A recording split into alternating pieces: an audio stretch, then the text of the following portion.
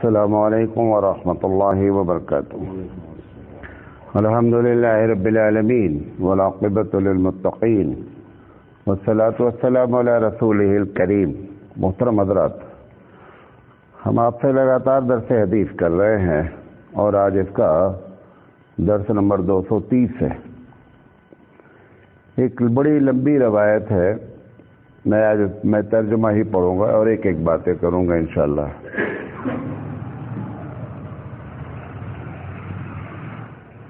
یہ بخاری شریف کی روایت ہے، بہت غور سے سنیے گا۔ اور نبی کریم صلی اللہ علیہ وسلم بنیادی طور پر ایک مبلغ ہیں۔ کیا ہے؟ مبلغ ہیں، یعنی اللہ نے کہا کہ بلغ ما انزل الیک من ربک، کہ محمد صلی اللہ علیہ وسلم میں تم کو جو باتیں پہنچا رہا ہوں یہ باتیں آپ سب کو پہنچا دیجیے۔ پھر آپ نے لوگوں سے یہ بات کہہ دی کہ لوگوں، میں نے جو تم کو پہنچایا ہے یہ تم لوگوں تک باتیں پہنچا دو، اور یہ سلسلہ قیامت تک چلتا رہے۔ تبلیغ کرنے والے کو اگر ایکچوئل حقیقی طور پر یہ بات بتا دی جائے، جیسے آپ دیکھیں کہ کبھی کبھی جماعت کے لوگ ایک رودات سناتے ہیں، کارگزاری جسے آپ کہتے ہیں۔ وہ کہتے ہیں کہ میں فلاں جگہ گیا اور ایسے لوگ نظر آئے کہ جو کلمہ نہیں پڑھتے تھے۔ بہت الگ الگ طریقے کی کارگزاریاں ہوتی ہیں۔ اس کو سنانے اور سننے کا مقصد یہ ہوتا ہے کہ سامنے والے کو احساس ہو کہ معاملہ کہاں تک گڑبڑ ہوا ہے اور کتنا خراب ہوا ہے۔ ایسے بہت سی تنظیمیں ہیں جو ایک صاحب مجھ سے کہنے لگے کہ مولانا میں نے ایک جگہ قرآن کریم کنڑا زبان میں دیا، اور اس کے بعد 10 دن کے بعد ترجمہ پڑھنے کے لیے دیا۔ میں گیا اس کے پاس، میں نے پوچھا کہ یہ کتاب کیسی لگی، تو وہ شخص رونے لگا۔ اس نے کہا کہ آپ نے یہ باتیں ہم کو بتائیں، ہمارے باپ کو کسی نے نہیں بتائی۔ یہ تم نے ترجمہ ابھی کیا ہے، اس میں سن لکھا ہوا ہے فلاں سن میں۔ اس کے پہلے جو بھارت میں کنڑا بولنے والے غیر مسلمین جو مر گئے، ان کا ذمہ دار کون ہوگا؟ یہ اس نے ایک چپتا ہوا سوال اس سے کیا۔ تو اس کے جب وہ اس نے آ کر مجھ سے بیان کیا تو میری ایک کیفیت ہوئی کہ یہ ہم سے ایک بلنڈر مسٹیک ہوئی ہے۔ تو مبلغ کے سامنے رودات جو پیش کی جاتی ہے، وہ مبلغ جو رودات پیش کرتا ہے اس کی بنیادی وجہ ہوتی ہے کہ آپ حقیقت کو جانیں۔ اللہ کے رسول صلی اللہ علیہ وسلم کو اللہ تعالیٰ نے 2 طریقے سے اس کارگزاری کو دکھلایا کہ دیکھیں محمد صلی اللہ علیہ وسلم حالات کیسے خراب ہیں، کہ جو لوگ گناہ کرتے ہیں، گناہ کے بعد کیا ان کے صورتحال ہونی ہے، اس کے لیے اللہ نے 2 طریقہ استعمال کیا حبیب مصطفیٰ کے ساتھ۔ پہلا طریقہ معراج کے وقت میں، معراج پہ جو بلانے کا کہ جو ایم ہے، جو مقصد ہیں، وہ کئی ایک ہیں۔ اس میں سے ایک مقصد یہ ہے کہ محمد صلی اللہ علیہ وسلم کو جہنم کا سین دکھلایا جائے، تاکہ یہ جب جا کر کے تبلیغ کریں گے تو کیفیت کیا ہوگی، ایک دوسری ہوگی، کیونکہ ایک آدمی اپنی آنکھوں سے جب کوئی چیز دیکھ کر کے آتا ہے تو اس کے بیان کرنے میں ایک دوسری بات ہوتی ہے۔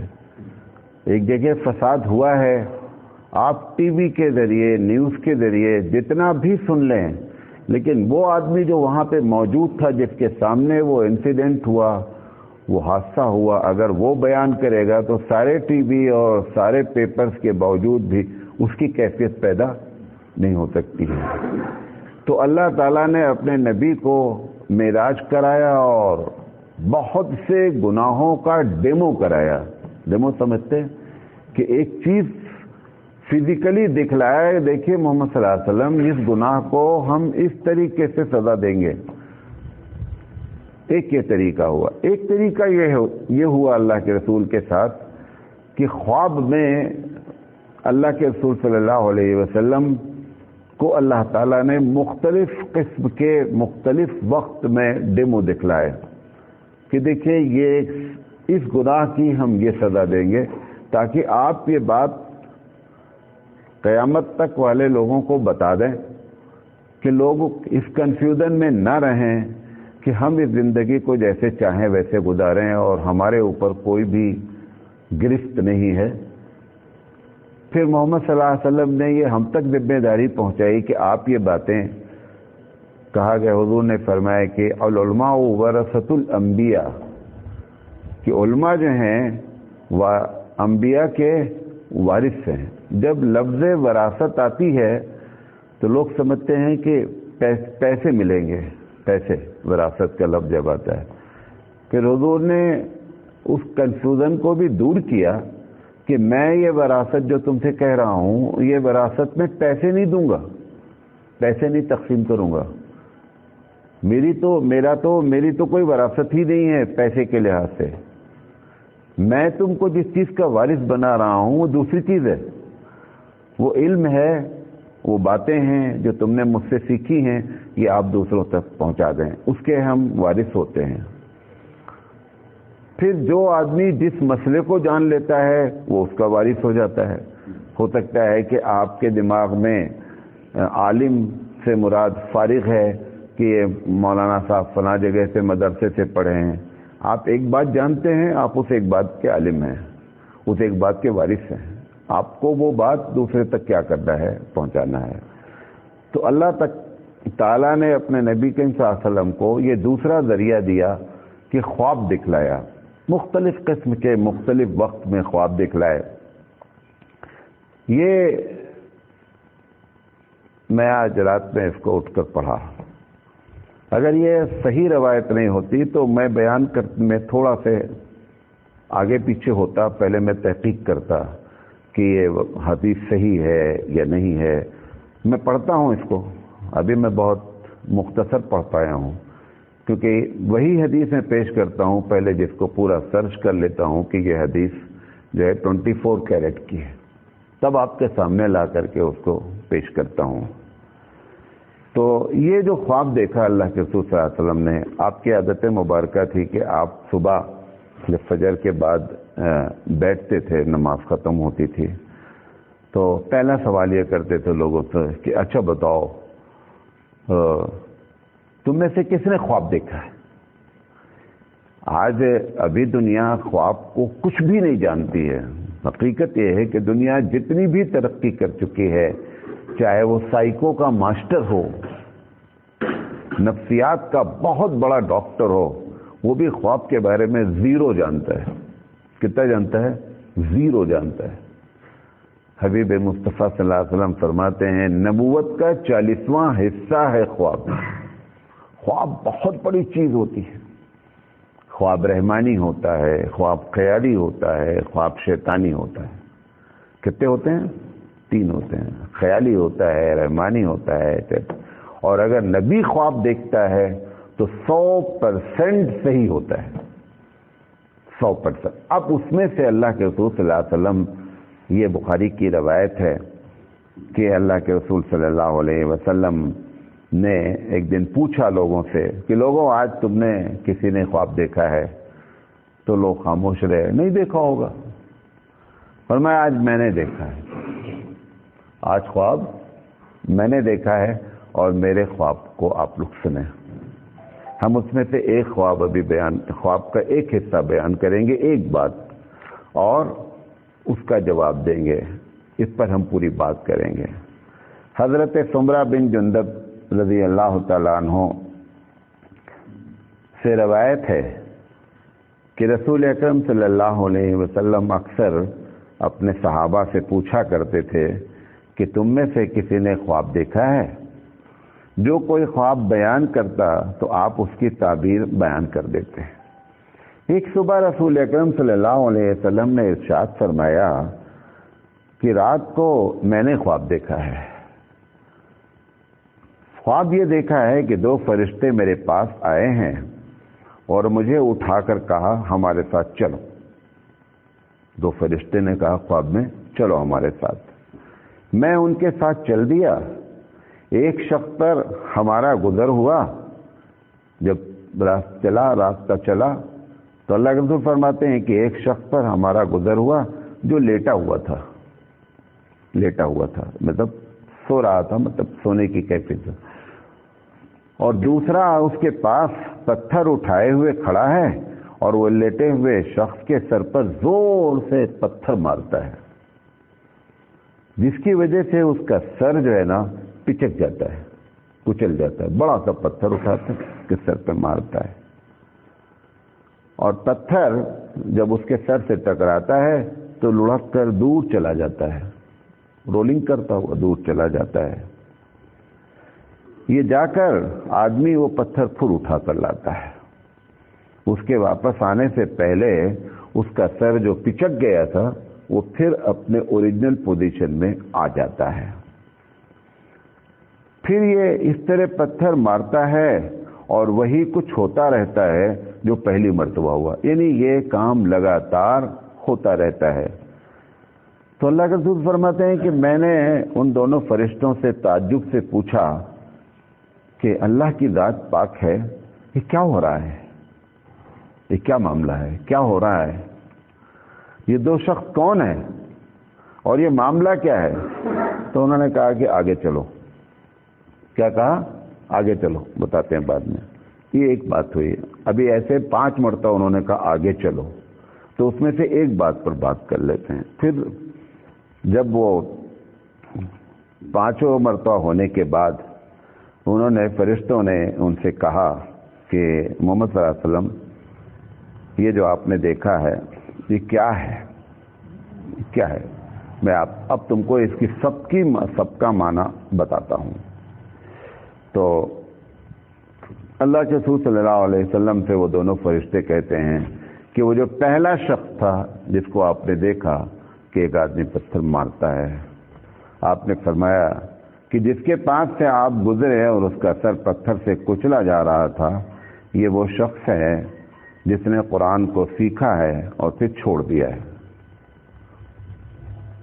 اور فرض نماز چھوڑ کر سو جاتا ہے. یہ پہلے شخص کی صدا ہے. میں آپ لوگوں سے بارہا کہتا رہتا ہوں کہ قرآن کریم کے ساتھ نہیں کریں ایسا. قرآن کو اور نماز کو یہاں پہ جوڑا گیا ہے. آپ دیکھ رہے ہیں ایک سزا ایک ہے لیکن واقع 2 ہیں. بات میں سمجھ رہے ہیں؟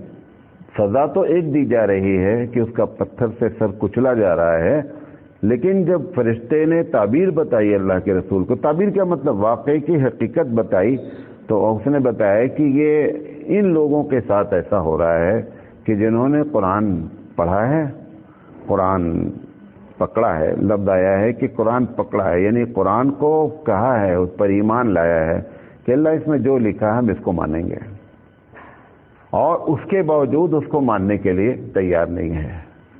اور دوسرا وہ شخص ہے جو نماز نہیں پڑھتا ہے. ابھی آپ گھر جائیں گے, بیوی بھی سوتی مل سکتی ہے, جوان بچہ بھی سوتا مل سکتا ہے, بیٹی بھی سوتی ملے گی. آپ یہ تصور کریں کہ ان کا سر کچلا جا رہا ہے, پھر آپ کو کتنی تکلیف ہوگی, تب آپ کو احساس ہوگا. ابھی آپ کے سامنے آپ کے بچے کو کوئی آدمی اٹھا کے پتھر مارے, آپ بتائیں کہ آپ کو کتنی تکلیف ہوگی. یہ حبیب مصطفیٰ کی بات کو ایسے ہی جانیں.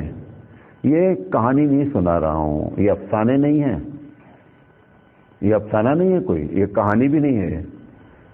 یہ اس ذات گرامی کی باتیں ہیں جس کو اللہ نے سچا کہا ہے, جس کو جوانی کے عالم میں پبلک نے کسی نے جھوٹا نہیں کہا ہے, جس کا ٹائٹل دیا گیا ہے کہ سچے ہیں, صادق ہیں, جن کا ٹائٹل ہے کہ امین ہے. ایسا کوئی بھی دنیا کا شخص نہیں ہے جس نے نبی کریم صلی اللہ علیہ وسلم کے دشمن بھی یہ کہنے کے لیے تیار نہیں ہوتا ہے کہ حضور صلی اللہ علیہ وسلم جھوٹ بولتے تھے. ابو سفیان بہت کٹر دشمن تھے شروع میں. ہر جنگ میں ابو سفیان حضور کے مقابلے میں as a chief in commander رہے ہیں. ان سے بھی جب پوچھا گیا کہ آپ بتائیے کہ اس آدمی کے بارے میں تمہاری کیا رائے ہے, تو ابو سفیان کہتے ہیں میرا دل چاہا کہ میں جھوٹ بول دوں, لیکن مجھ سے ہو نہیں سکا. وہ بھی جھوٹ نہیں بول سکے. اتنی اونچی شخصیت ہے, اخلاق کے لحاظ سے اتنے اونچے ہیں کہ قرآن کریم میں اللہ نے کہا انک لعلی خلق عظیم, کہ محمد صلی اللہ علیہ وسلم آپ کیریکٹر کی چوٹی پر ہیں. یہ اس کی بات ہے, اس کو پہلے سامنے رکھیں. یہ جو ہم کر رہے ہیں نا, یہ سب 70-75 سال کی کہانیاں ہیں, اور اس کے بعد کچھ بھی کام نہیں آنے والا ہے. کم سے کم گناہ کبیرہ سے تھوڑے دن کے لیے دنیا برباد ہو سکتی ہے, معاشی لحاظ سے پرابلم ہو سکتی ہے, لگژری لائف ختم ہو سکتی ہے, لیکن یہ لائف بڑی خطرناک لائف ہے جس کے بارے میں جب آدمی, کیونکہ آپ اندازہ کریں جس کتاب کے بارے میں بات کہی جا رہی ہے, جس قرآن کے بارے میں, اگر یہ انسان کے ذمے رکھ دیا جاتا ہے کہ دیکھو یہ کتاب تو میں نے نازل کر دیا, اب تم اس کو پروٹیکٹ کرو, تو آپ کو اربوں روپے خرچ کرنا پڑتا, اربوں روپے, اور پھر بھی پروٹیکشن آپ نہیں کر سکتے تھے. کچھ نہ کچھ گڑبڑی لوگ کیا کر دیتے. وہ رب ذوالجلال مالک کل, اس کو اس کتاب سے, اپنے اس کلام سے کتنا پیار ہے. وہ ہمارا اللہ ہے, وہ ہمارا مالک ہے. اس نے ہماری زندگی کیسے گزرے اس کے احسان اس کا ہے. تو اس نے یہ بتا دیا کہ میں ان چیزوں سے خوش ہوتا ہوں, میں ان چیزوں سے ناراض ہوتا ہوں. نہ بتاتا تو کیا کر لیتے آپ, کیا کر سکتے تھے؟ بغیر بتائے ہوئے کان پکڑ کے جہنم میں ڈال دیتا, کیا کر لیتے؟ کسی کا زور اس کے سامنے کچھ نہیں چلتا. ایک چھوٹا سا بدماش آدمی آپ کے شہر کا, آپ کے محلے کا ہوتا ہے اور آپ کو ستاتا ہے, آپ کچھ نہیں کر پاتے ہیں, جبکہ اس کی کوئی حیثیت نہیں ہے. وہ تو مالک کل ہے. وہ اگر کچھ کرنا چاہتا تو اس کا احسان ہے کہ اس نے بتا دیا کہ دیکھو میں نے اگر تم کو زندگی دی ہے تو زندگی گزارنے کے اصول بھی بتا دیے ہیں, اور اس اصول کو ایسی کتاب میں رکھ دیا ہے کہ ساری دنیا مخالفت کرنا چاہے تو بھی اس کا کچھ بگاڑ نہیں پائے گی, اس کو چینج نہیں کر پائے گی. آپ کے لیے, ہمارے لیے اللہ تعالیٰ نے اتنا بڑا کام کیا ہے کہ تاکہ یہ نہ کہہ سکے ہم تو اللہ آپ کی کتاب پر عمل کرنا چاہتے تھے, لیکن وہ لوگوں نے ایسا کنفیوز کر دیا. جیسے کہتے نا, ہو سکتا ہے یہ حدیث ضعیف ہو, کہہ کر کے معاملے کو کیا کرتے ہیں, ہلکا کر دیتے ہیں. کرتے نہیں کرتے, ہو سکتا ہے حدیث ضعیف ہو سکتا ہے کہ وہ سننے میں کنفیوژن ہو گیا ہو سکتا ہے کہ وہ صحابی نے جو ہے وہ غلط بیان کر دیا ہو. بہت سی لاٹ آف کوسچنز کر کے آپ اور ہم اپنے دل کو مطمئن کرتے ہیں, لیکن یہ قرآن کریم کے بارے میں ہے. سارے لوگ مل کر اس میں کنفیوژن کرنے کے لیے اربوں روپے خرچہ کیے جا چکے ہیں اب تک, لیکن رب کے آگے کسی کی چلتی نہیں ہے. وہ ہمارا مالک ہے, اس نے کنٹرول کیا ہے. اس نے کہا ہے کہ انا نحن نزلنا الذکر وانا لہ لحافظون, نازل ہم نے کیا ہے, ہم اس کے پروٹیکٹر ہیں, تمہارے ذمے اس کا پروٹیکشن نہیں رکھا گیا ہے. وہ کتاب جب ہم پڑھتے ہیں, نماز کو اس سے جوڑا گیا. دیکھیں جب آپ نماز پڑھتے ہیں, صرف سورہ فاتحہ کو لے لیں, پورا قرآن کریم تو چھوڑ دیں. عموماً ہم 3 باتیں کرتے ہیں نماز میں, اور جب ہم قرآن پڑھتے ہیں نماز میں. ایک تو اپنے اللہ سے وعدہ کرتے ہیں کہ اللہ ہم ایسا نہیں کریں گے, ہم ایسا نہیں کریں گے. یہ وعدہ کس سے وعدہ کرتے ہیں؟ اللہ سے کرتے ہیں. آپ آخری نماز جو پڑھتے ہیں وتر کی نماز ہوتی ہے. کون سی نماز ہوتی ہے؟ وتر کی نماز ہوتی ہے. وتر میں کہتے ہیں کہ ہم اللہ ان سب کو سے بیزار ہیں, نترک من یفجرک, اللہ میں ان سب سے بیزار ہوں, ان سے میرا کوئی تعلق نہیں ہے جو آپ کی نافرمانی کرتے ہیں. یہ روز وعدہ کرتے ہیں, کس سے؟ اللہ سے وعدہ کرتے ہیں. کتنے ایسے لوگ ہیں جو اللہ کے دشمن ہیں, اللہ کی نافرمانی کرتے ہیں, اور آپ نے ان سے تعلق توڑا ہے. ڈیلی یہ کہہ کر لیٹتے ہیں, ڈیلی یہ جملہ بولتے ہیں, کہ ہم اللہ چھوڑ رہے ہیں ان سب کو جنہوں نے بھی آپ کی نافرمانی کی ہے، ان سے ہمارا کوئی ریلیشن نہیں ہے، لیکن آج تک ہم نے کبھی نہیں کیا۔ اللہ سے وعدہ کرنے کی سزا کیا ملتی ہے آپ اور ہم اچھی طرح جانتے ہیں۔ قرآن کریم میں کہتے ہیں اللہ سورہ فاتحہ میں، سورہ فاتحہ کو ہر نماز میں کیوں رکھا گیا، ہر رکعت میں کیوں رکھا گیا، وجہ کیا ہے؟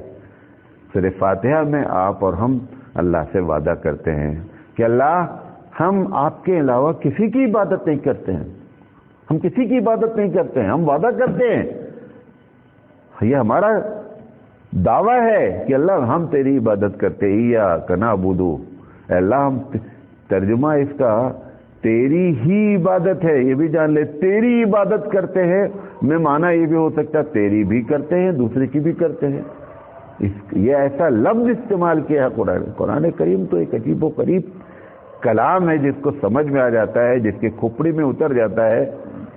لبید بہت بڑا شاعر تھا، عربی زبان پہ کنٹرول رکھتا تھا۔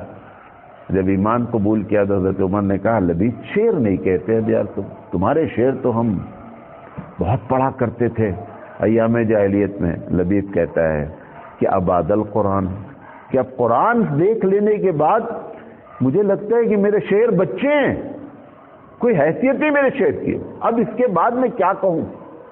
وہ کہہ رہا ہے ایاک نعبد، ہم تیری ہی عبادت کرتے ہیں۔ تو جب آپ نماز پڑھتے ہیں تو پہلا کام کیا کرتے ہیں؟ اللہ سے وعدہ کرتے ہیں، پھر اللہ سے دعا کرتے ہیں۔ کیا کرتے ہیں؟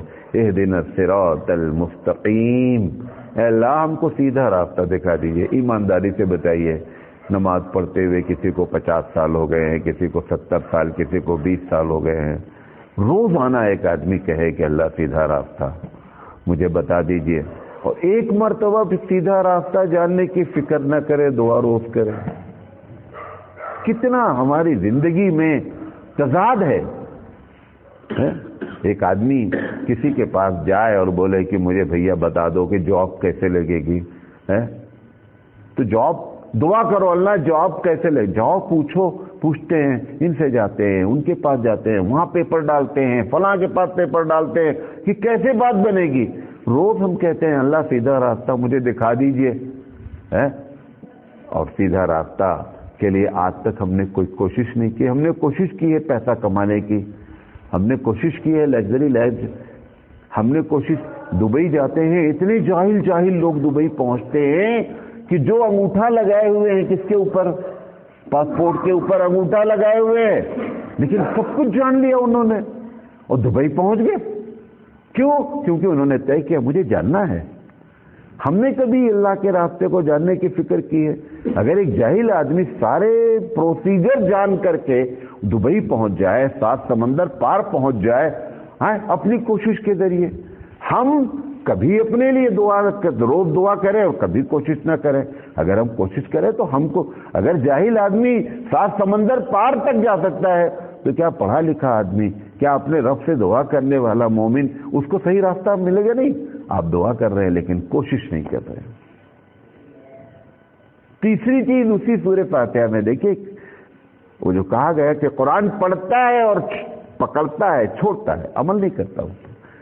کہتا ہے کہ اللہ قرآن میں سورہ فاتحہ میں اللہ ان کا راستہ دکھا دیجئے جن سے آپ بہت خوش ہیں، انعمت علیہم صراط الذین انعمت علیہم، اللہ ان کا راستہ دکھا دیجئے جس سے آپ بہت خوش ہیں۔ خدا کی قسم کھا کے بتاؤ، اللہ شاہ رخ خان سے خوش ہے، اللہ سلمان خان سے خوش ہے، اللہ نصیر الدین سے خوش ہے، اللہ نصرت جہان سے خوش ہے؟ کپڑے ان کی طرح پہنے، آئیڈیاز ان کی طرح دیں، باتیں ان کی طرح کریں، اور دعا کریں اللہ سے کہ اللہ ان کا راستہ بتائیے جن سے آپ بہت خوش ہیں، جن پر آپ نے بڑا انعام کیا ہے۔ کس پر انعام کیا ہے؟ نبی کے طریقے پر انعام کیا ہے، نبی پر انعام کیا ہے، اللہ والوں پر انعام کیا ہے، بزرگوں پر انعام کیا ہے، جو اللہ کے ولی ہیں ان پر انعام کیا گیا ہے۔ کبھی عبد القادر جیلانی رحمۃ اللہ علیہ کے بارے میں سوچا ہے کہ عبد القادر جیلانی اپنا دن کیسے گزارتے تھے؟ کبھی سوچا ہے؟ عبد القادر جیلانی دن بھر کیسے رہتے تھے، اپنی زندگی کیسے گزارتے تھے؟ دعا تو آپ نے کی ہے کہ اللہ ان کا راستہ دکھا دیجئے گا جن پر آپ نے بڑا رحم کیا، بڑا فضل کیا، بڑی نعمت کی، اور آج تک ان کے بارے میں ہم جانتے نہیں، کن کا الٹا کام کر رہے ہیں۔ کھانا کھاتے ہیں تو اسٹائل سے کھاتے ہیں، سلمان خان جیسے کھاتے، کھڑے ہو کر کے ویسے کھانا کھاتے ہیں، اور دعا ابھی کر کے گئے ہیں کہ اللہ ان کا راستہ بتائیے گا جن پر آپ نے بڑا۔ دیکھیے زندگی کا تضاد، دیکھیے ہماری زندگی کیا ہے، ہماری باتیں کیا ہیں، ہم رب سے باتیں کیا کر کے آئے ہیں، اور ہماری زندگی کا عمل کیا ہے۔ یہ ایسے معاملہ تھوڑے بگڑ رہا ہے، بہت بری طریقے سے معاملہ بگڑ رہا ہے، خطرناک قسم کا معاملہ بگڑ رہا ہے۔ پھر کہتا ہے دوسرا جملہ، اتنے پر اکتفا نہیں کرتا ہے، سورہ فاتحہ تو لاکھ مرتبہ پڑھنے والے نے آج تک نہیں سوچا ہے کہ ہم نے پڑھا کیا ہے۔ پھر کہتا ہے اللہ ان کا راستہ نہیں دکھائیے گا جن سے آپ ناراض ہوئے ہیں۔ فرعون کا راستہ، فرعون سے ناراض ہوئے کہ نہیں ہوا ہے؟ حامان سے ناراض ہے کہ نہیں؟ آئیڈیا فرعون کا، تکبر فرعون کا، کام فرعون کا، جن سے ناراض ہوا ان کا راستہ نہیں دکھائیے گا۔ یہ دعا کر رہے ہیں۔ جب قرآن کوئی پڑھتا ہے تو یا تو وعدہ کرتا ہے یا اپنے لیے دعا کرتا ہے کہ پروردگار عالم میں آپ سے، یا کوئی قرار کرتا ہے، میں کہوں مجھے بہت سردی لگ رہی ہے، آپ بولیں گے مولانا صاحب کھڑکی بند کر دو، اے سی آف کر دو، پنکھا بند کر دو، جو بھی آئیڈیا میں سردی لگنے کے سب ہم بتائیں گے۔ لیکن اگر میں ایسا کرنا شروع کروں، میں بولوں سردی لگ رہی ہے، بولے اے سی چلاؤ یار، پھر بولوں سردی لگ رہی ہے، اچھا دوسرا بھی چلاؤ یار، آپ کیا بولیں گے؟ پاگل ہے کہ نہیں، دیوانہ آدمی ہے کہ نہیں ہے؟ اگر اس کو سردی لگ رہی ہے تو سردی سے بچنے کا کام کرے نا۔ یہ کیسی سردی ہے؟ آپ بولیں اللہ سے کہ اللہ مجھے ان کا راستہ نہیں دکھائیے، اور انہی کا راستہ اختیار کرے۔ یہ تو ایسا جس کو سردی لگے اور اے سی آن کرتا رہے۔ میں کہوں گرمی لگ رہی ہے، آپ بولیں بھیا مولانا صاحب پنکھا چلا لو، میں بغل میں جو ہے وہ آگ جلا دوں اور بولوں بھیا اگر مجھے گرمی، پھر کہوں گرمی لگ رہی ہے اور ڈبل بلینکٹ اوڑھنا شروع کر دوں۔ یہ کیسا مولوی ہے؟ یہ کیسا قرآن کا پڑھنے والا بندہ ہے کہ جس کو اتنی بھی تمیز نہیں ہے کہ سردی لگنے پر اے سی نہیں چلایا جاتا، گرمی لگنے پر آگ بغل میں نہیں جلائی جاتی، دونوں کام یہ کر رہا ہے، اور وہ بھی اپنے رب کے سامنے وعدہ کر کے کر رہا ہے۔ یہ اس لیے سزا اتنی خطرناک بتائی، یہ سزا جو سنائی گئی یہ اتنی خطرناک سزا، یہ کتنے بڑے ہم جھوٹے آدمی ہیں، اتنا جھوٹا وعدہ کرتے ہیں، اتنی اللہ سے پرامس غلط کرتے ہیں۔ اس وجہ سے یہ حبیب مصطفیٰ کو دکھلایا گیا کہ اس کا اثر ایسے کچلا جاتا رہے گا۔ بخاری کی ایک دوسری حدیث ہے، سن کر کے آدمی کانپ جانا چاہیے۔ بخاری میں جو دوسری حدیث ہے، اسی حدیث کا ترجمہ ہے کہ یہ پروسیجر قیامت تک جاری رہے گا۔ ابھی ججمنٹ نہیں ہوا ہے، ججمنٹ تو جب ہوگا تب ہوگا، ابھی ججمنٹ نہیں ہوا، یہ ججمنٹ تو پہلے کی بات ہے۔ جو لفظ آیا ہوا ہے فَفَعَلَ بِهِ إِلَى يَوْمِ الْقِيَامَةِ، رواہ البخاری کتاب الجنازہ۔ آپ نے فرمایا کہ اور یہی عمل، فرشتے نے کہا کہ یہ عمل قیامت تک ایسے جاری رہے گا، ابھی فیصلہ نہیں ہوا ہے، فیصلے سے پہلے کی بات ہے یہ۔ لہذا خدا کے واسطے اپنے ہم اس 70-75 سالہ زندگی میں نقصان کر لے، زندگیوں میں پریشانیاں آ جائیں، لیکن آخرت کی پریشانی بہت بڑی پریشانی ہے، اس سے ہم اپنے آپ کو سنبھالیں۔ اللہ تعالیٰ کہنے سے زیادہ عمل کرنے کی توفیق عطا فرمائے۔ باخر دعوانا ان الحمدللہ رب العالمین، سبحان اللہ بحمدہ، سبحانک اللہم و بحمدک، اشہد ان لا الہ الا انت، استغفرک و اتوب الیک۔